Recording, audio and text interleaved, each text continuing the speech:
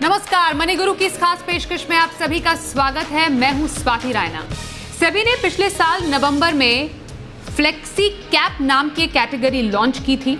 अब इस open ended dynamic scheme में जहां पर इक्विटी में कम से कम आपको 65% निवेश करना जरूरी है, वहीं जो फंड मैनेजर है उनके पास ये फ्रीडम होती है कि वो मार्केट के चाल के अनुसार इक्विटी में जो एक्सपोजर है वो घटा या बढ़ा सकते हैं। मतलब लार्ज कैप, मिड कैप और स्मॉल कैप में जितना एलोकेशन करना चाहे विद इन ये 65% वो कर सकते हैं।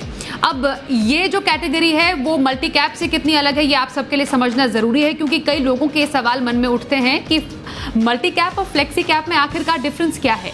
तो इस गुत्थी को आज हम सुलझाने की कोशिश करेंगे, खासतौर पर उन निवेशकों के लिए जिनकी रुचि है फ्लेक्सी कैप में निवेश करने की। और आज क्या खास हम और चर्चा करेंगे शो में, जरा उसकी सुर्खियों पर भी एक सबसे पहले नजर डाल लेते हैं।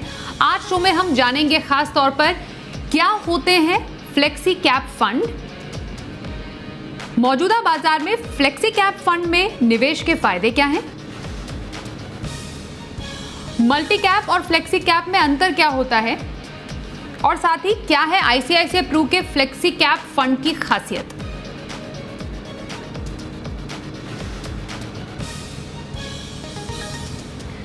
तो आज के इस खास पेशकश में हमारे साथ जो दो खास मेहमान हैं उनका भी परिचय करा देते हैं। हमारे साथ आज हैं ऑप्टिमा मनी के एमडी पंकज मठपाल, इनका स्वागत करते हैं। और साथ ही हमारे साथ एक और खास मेहमान है ICICI prudential asset management company से हेड प्रोडक्ट चिंतन हरिया। चिंतन, आपका भी एक बार फिर से बहुत स्वागत है मनी गुरु में। नमस्कार। तो दोनों ही खास मेहमानों से इस चर्चा की शुरुआत करते हैं। और फ्लेक्सी कैप कैटेगरी की, जैसा मैंने शुरुआत में बोला था कि नवंबर 2020 में सेबी ने इसको लॉन्च किया, और इसको समझना भी बेसिकली ज़रूरी है, क्योंकि नवंबर से अब तक अगर हम देखें तो फ्लेक्सी कैप कैटेगरी जो फंड है उसमें लोगों की रुचि कितनी बढ़ी है, कितना फेमस है, इसकी खासियत क्या है। पंकज जी, सबसे पहले मैं आपके पास आ रही हूँ, क्योंकि कंपैरेटिवली एक नई कैटेगरी है, लेकिन इसमें बहुत कुछ वैसा है जैसा मल्टी कैप में हुआ करता था, with a slight touch of difference. इसलिए सबसे पहले फ्लेक्सी कैप फंड अगर समझे आसान भाषा में तो है क्या? Swati, good evening. Flexi cap मतलब बस फ्लेक्सिबिलिटी है, डाइवर्सिफाइड फंड है, और यहाँ पर फंड मैनेजर को इतनी फ्लेक्सिबिलिटी है कि उन्हें large cap, mid cap, small cap कहाँ पर निवेश करना है उन्हें डिसाइड करना है। सेबी की गाइडलाइन ये है कि 65% एलोकेशन जो है पूरे एसेट का वो इक्विटी में होना चाहिए। अब वहां पर क्योंकि अगर डाइवर्सिफाइड की हम बात करें तो लार्ज कैप भी डाइवर्सिफाइड हो सकता है, एक मिड कैप भी डाइवर्सिफाइड फंड हो सकता है, लेकिन वहां पर डाइवर्सिफिकेशन अक्रॉस द सेक्टर तो होगा। लेकिन अगर वो लार्ज कैप है तो मतलब 80% एलोकेशन लार्ज कैप स्टॉक्स में होगा, मिड कैप है तो वहां पर मेजर एलोकेशन मिड कैप में होगा, स्मॉल कैप है तो major allocation mid cap small cap stocks में होगा। लेकिन फ्लेक्सी कैप में ऐसी कोई कंडीशन नहीं है। यहाँ पर large cap, mid cap, small cap सभी तरह के मार्केट कैप वाले स्टॉक्स में इन्वेस्टमेंट हो सकता है, और ये फंड मैनेजर तय करेंगे कि किस वक्त पर कितना एलोकेशन किस तरह के मार्केट कैप वाले स्टॉक्स में कर रहा है। ओके, तो ये एक बहुत ही सिंपल सी अंडरस्टैंडिंग है कि 65% जो इक्विटी है उसमें 65% आपको निवेश करने की ज़रूरत है, और फंड मैनेजर के पास आज़ादी होती है कि वो कितना भी एक्सपोजर विद इन इक्विटी कर सकते हैं। चिंतन, मैं आपसे समझना ये चाहती हूँ कि एक हमारे पास एक मल्टी कैप कैटेगरी हुआ करती थी। जो इन्वेस्टर्स हैं ऑलरेडी काफ़ी कंफ्यूज रहते हैं विद इन कैटेगरीज, इतनी सारी कैटेगरीज हैं, लेकिन उसमें जब ये फ्लेक्सी कैप कैटेगरी को इंट्रोड्यूस किया गया तो तब से नवंबर 2020 से अब तक आपको क्या लगता है फ्लेक्सी कैप कैटेगरी को लेकर जो इन्वेस्टर्स हैं, निवेशक हैं, उनमें कितनी रुचि बढ़ी है? कुछ कंफ्यूजन है जो अभी भी निवेशकों के मन में है, क्योंकि आप डेफिनेटली क्लाइंट से, निवेशकों के मन की बात और उनसे डील करते रहते होंगे, तो फ्लेक्सी कैप कैटेगरी को लेकर लोगों के मन में व्यू क्या है अभी?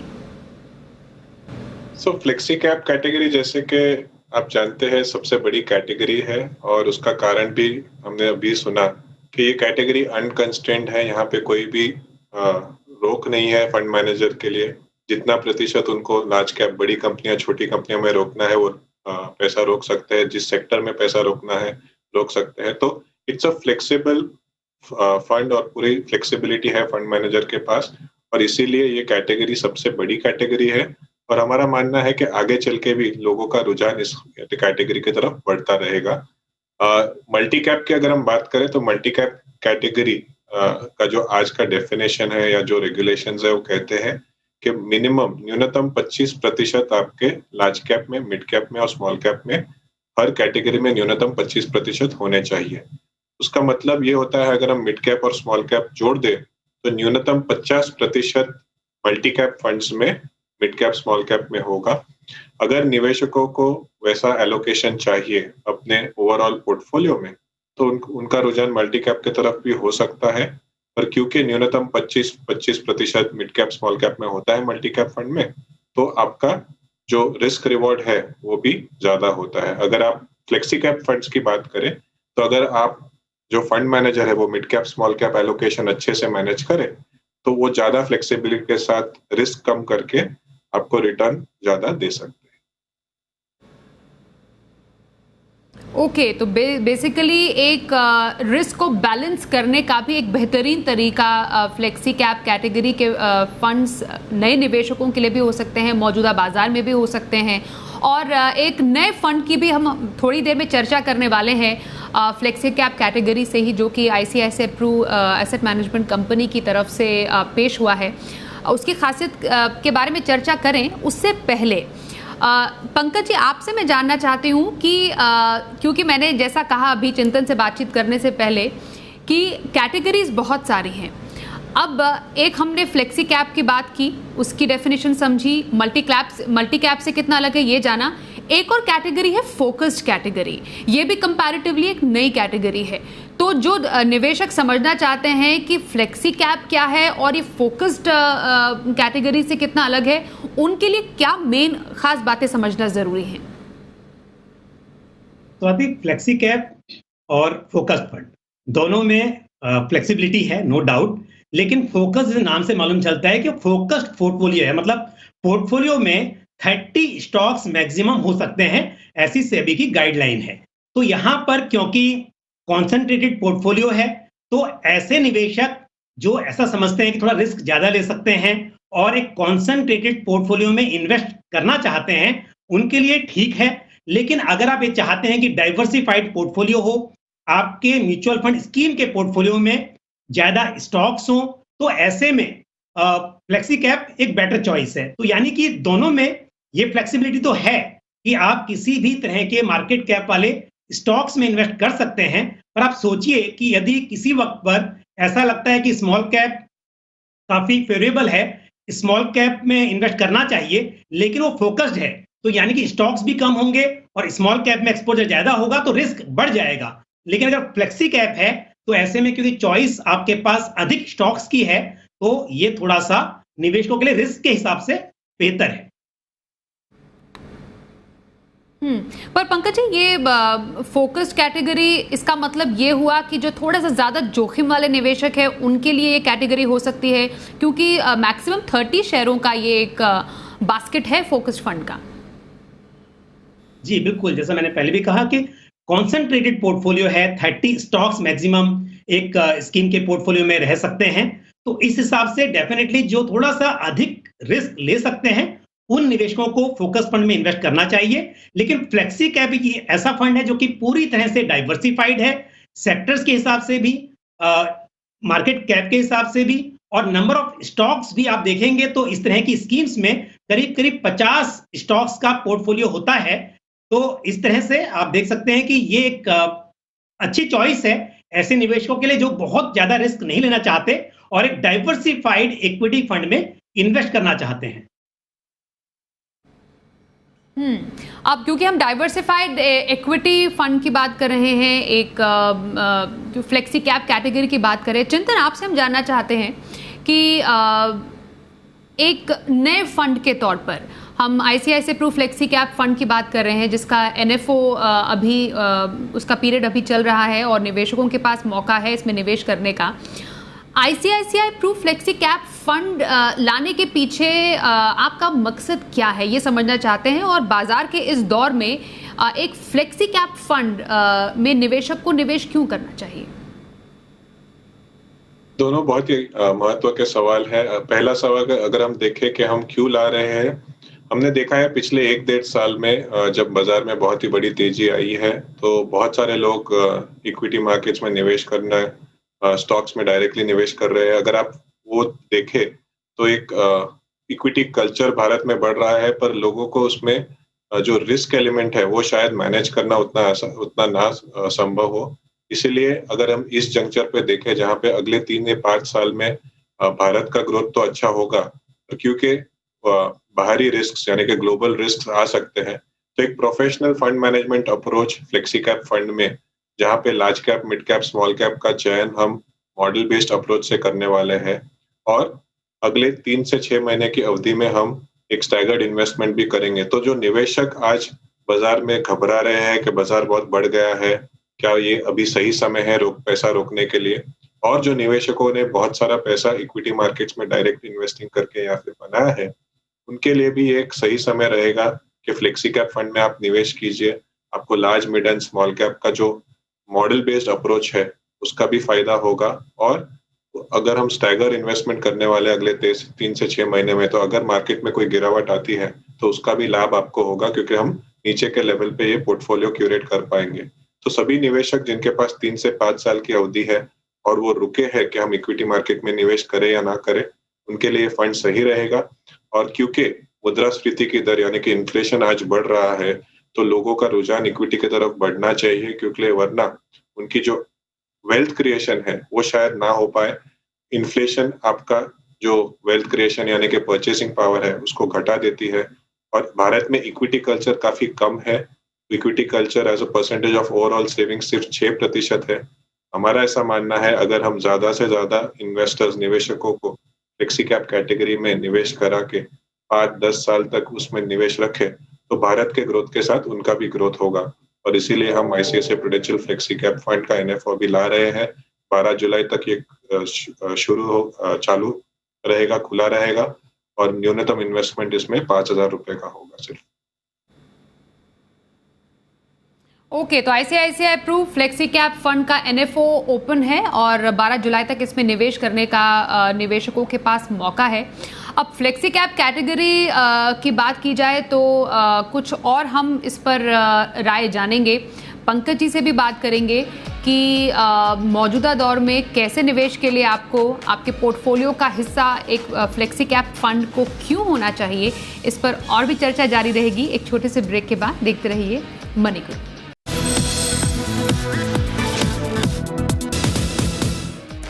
तो आज मनी गुरु में हम बात कर रहे हैं खास तौर पर फ्लेक्सी कैप फंड्स की, इसकी खासियत के बारे में।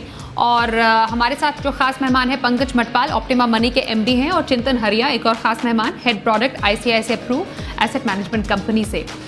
यहाँ पर फ्लेक्सी कैप फंड्स की क्योंकि बात हो रही है, अभी समझना ज़रूरी है। कई जो इन्वेस्टर्स इस वक्त हमें देख रहे हैं वो ये जानना चाहते हैं कि किसी के पास अगर ऑलरेडी एक लार्ज कैप फंड का पोर्टफोलियो है, उनके पास मिड कैप भी है, स्मॉल कैप भी है, तो उनको फ्लेक्सी कैप फंड की क्यों ज़रूरत है, या फिर फ्लेक्सी कैप फंड उन्हें अपने पोर्टफोलियो में शामिल करना चाहिए, अपने कोर पोर्टफोलियो में शामिल करें, सैटेलाइट पोर्टफोलियो में शामिल करें। थोड़े टेक्निकल टर्म्स हैं, लेकिन मैं चाहती हूँ आप इसको थोड़ा सिंप्लीफाई करें। बिल्कुल स्वाति, देखिए क्या होता है, इन्वेस्टर्स को हमेशा बोलते हैं कि अपने गोल बेस्ड इन्वेस्टमेंट कीजिए। तो आपके गोल अगर सेट हैं, आपको पता है कि किस गोल को अचीव करने के लिए कितना टाइम है, तो आप उस हिसाब से large cap, mid cap, small cap इस तरह के फंड्स का चुनाव करते हैं। आपको पता है कि आपको बहुत लंबे समय के लिए, रिटायरमेंट के लिए इन्वेस्टमेंट करना है, तो एक कोर पोर्टफोलियो आप बनाते हैं। लेकिन उसके अलावा एक वजह ये होती है कि आपके कुछ गोल्स डायनेमिक होते हैं।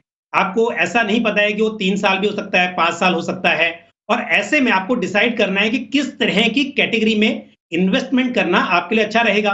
तो क्योंकि अब हर एक इतना एक्सपर्ट नहीं होता, हर इन्वेस्टर, कि वो डिसाइड कर पाए कि किस समय पर लार्ज कैप में रहे, कब उसको मिड कैप में स्विच कर देना चाहिए।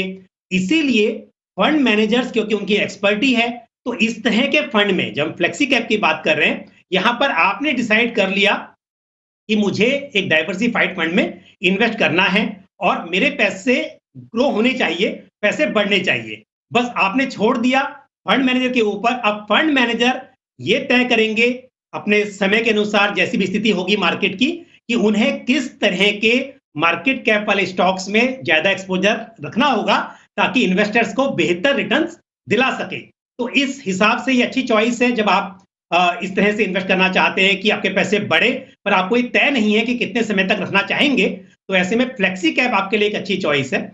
दूसरी बात, जब आप एसआईपी करते हैं, अब अगर आप शुरुआत में एक स्कीम से एसआईपी कर रहे हैं तो क्या करेंगे? लार्ज कैप करें, मिड कैप करें या स्मॉल कैप करें? क्योंकि आपको इक्विटी में रहना है और आपको नहीं पता है कि क्या आपके लिए बेहतर रहेगा। आप छोड़ दीजिए फंड मैनेजर के ऊपर, आप सिंपल एक फ्लेक्सी कैप फंड में इन्वेस्ट कीजिए।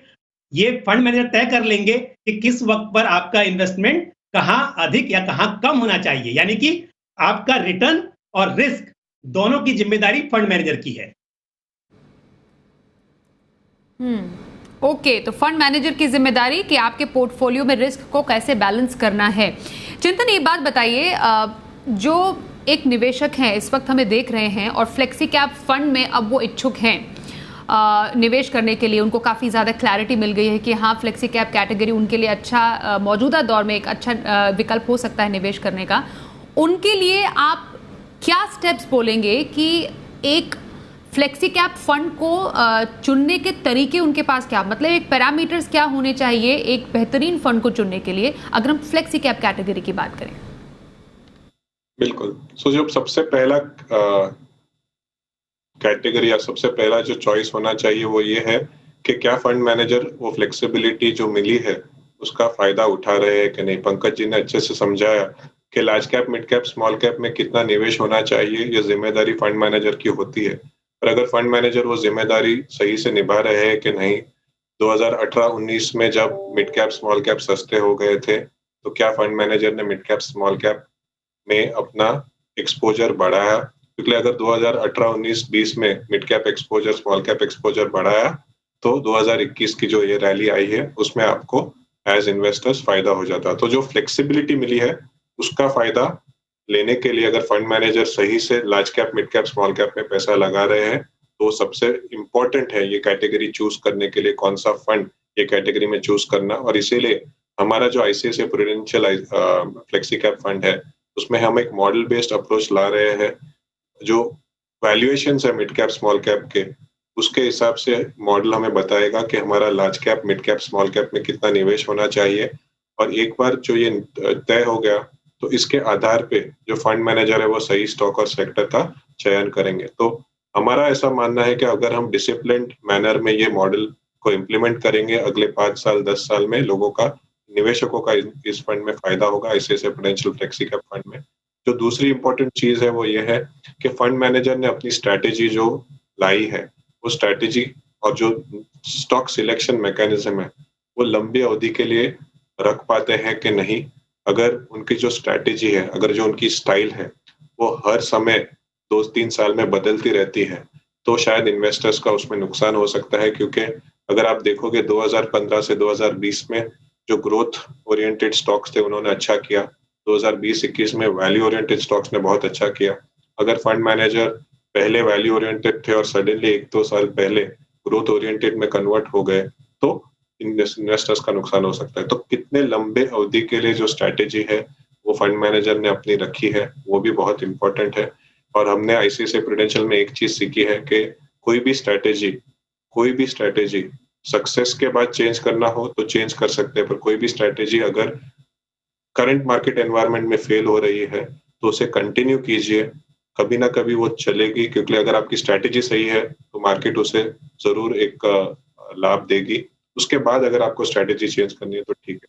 तो कोई भी फ्लेक्सी कैप फंड के लिए ये दोनों चीजें काफी इंपॉर्टेंट है कि क्या फ्लेक्सिबिलिटी यूज कर रहे हैं और जो स्ट्रैटेजी है वो कितने लंबे समय तक रख पाते हैं विदाउट चेंजिंग। एब्सोल्युटली। तो फ्लेक्सी कैप कैटेगरी फंड के इस बास्केट में एक और जो नया फंड है वो ऐड हुआ, आईसीआईसीआई म्यूचुअल फंड का प्रू फ्लेक्सी कैप फंड।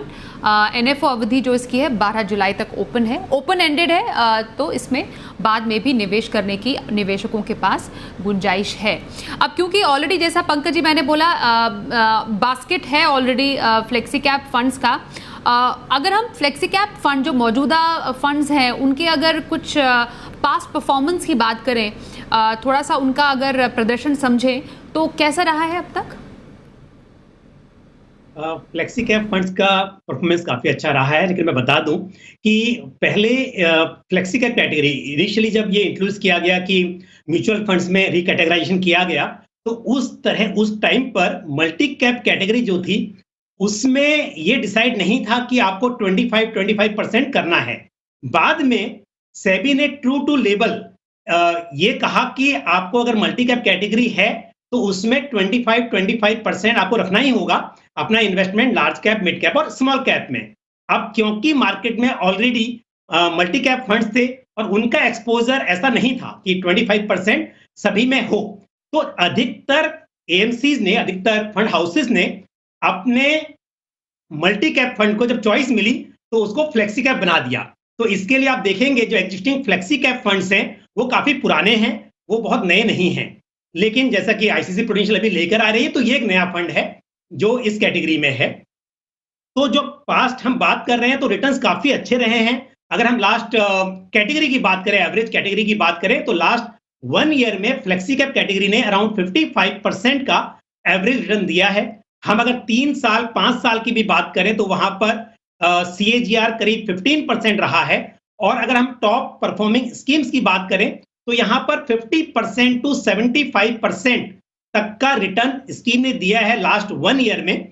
तो स्कीम का परफॉर्मेंस मार्केट के हिसाब से, जिस हिसाब से मार्केट में रैली थी, पूरी तरह से जो जैसा भी चिंतन बता रहे थे कि जिन फंड मैनेजर्स ने इस कॉल को लिया कि किस वक्त पर उन्हें किस तरह के मार्केट कैप वाले स्टॉक्स में इन्वेस्ट करना चाहिए, क्योंकि ये बहुत जरूरी है कि अगर आप वो नहीं कर पाए, फ्लेक्सिबिलिटी है आपके पास लेकिन फंड मैनेजर उसका बेनिफिट नहीं ले पाए तो इन्वेस्टर को फायदा नहीं होगा।